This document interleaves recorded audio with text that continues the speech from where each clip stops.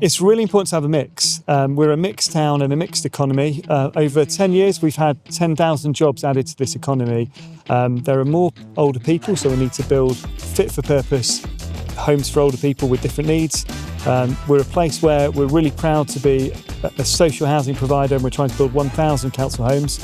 And really, we need to do even more than that. And then we need homes for young people and those starting out in work and in the community to go and live alongside family homes. So we really need a good mix to meet the needs of a different town.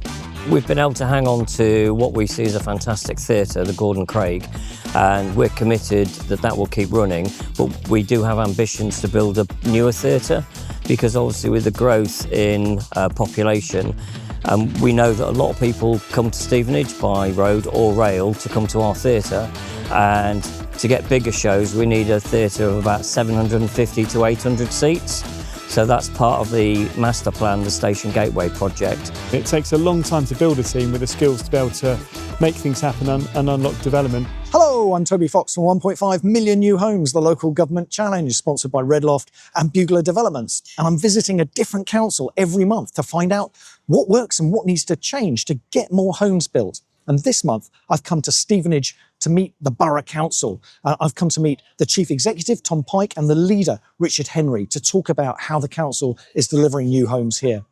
Hi, I'm Tom Pike. I'm the council's Chief Executive, and we are in Stevenage Town Centre outside a brilliant housing development site which opened just a few months ago for 143 local people. And who built this and what's special about it? This was built by Guinness Homes, and you can see Guinness Partnership. You can see it's a really good quality build.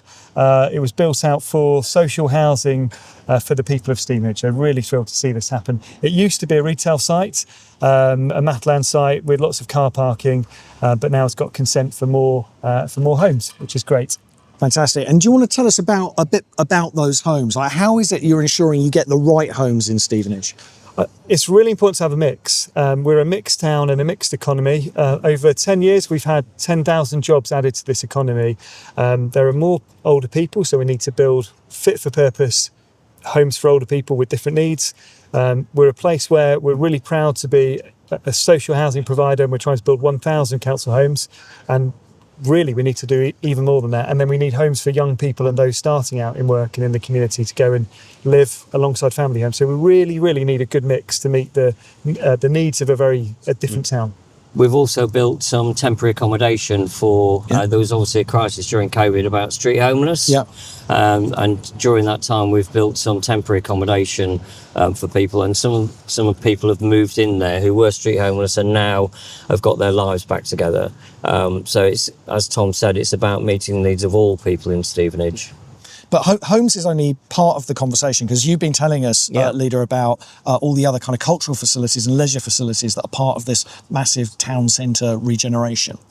Well, we've been able to hang on to what we see as a fantastic theatre, the Gordon Craig, and we're committed that will keep running. But we do have ambitions to build a newer theatre, because obviously with the growth in population, we know that a lot of people come to Stevenage by road or rail to come to our theatre. Okay. And to get bigger shows, we need a theatre of about 750 to 800 seats. Mm-hmm. So that's part of the master plan, the Station Gateway project. But we're committed to keep the Gordon Craig running until, well, if we get our new theatre.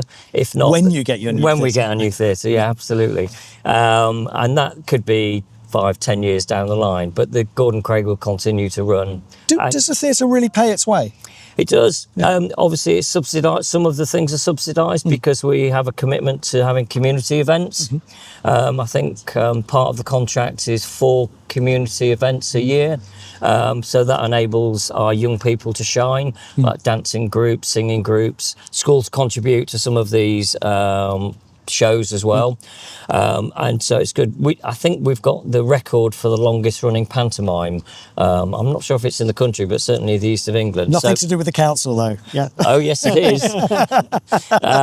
So we're very committed to having a very strong culture and leisure offer for the people of Stevenage and visitors and businesses. So this speaks of a council that is willing to invest, and it's almost a sort of demonstration of why councils were invented, right? But why? So why do we hear about so many councils that aren't able to invest so much in cultural facilities, that are withdrawing investment from their town centres, and that aren't able to invest in their teams as you've been able to do? Yeah, I mean, if I can start and then pass it over to Tom. Sure. We did start invest, I think it was 10 or 12 years ago, I think, as I said, in our regen team, our housing development team and our planning team. And that was because of, at the time, the political will to keep Stevenage growing, to keep the businesses here. Because unlike some towns who, if you don't invest, then they become dormer towns. And that was a risk that we didn't want to take. So I don't know if you want to give a bit of detail, Tom. Yeah, thank you, Richard. And I think the way we talk about it is that it's a 10-year overnight success. And for me, the same's true of the team. It takes a long time to build a team with the skills to be able to make things happen and unlock development. But when you've got it, and you've got that capability and you've got that political support and funding with it, you can make good things happen even in a tough context. And I think the choice often for senior leadership teams and elected members too is not to go for an easy option of a paper cut.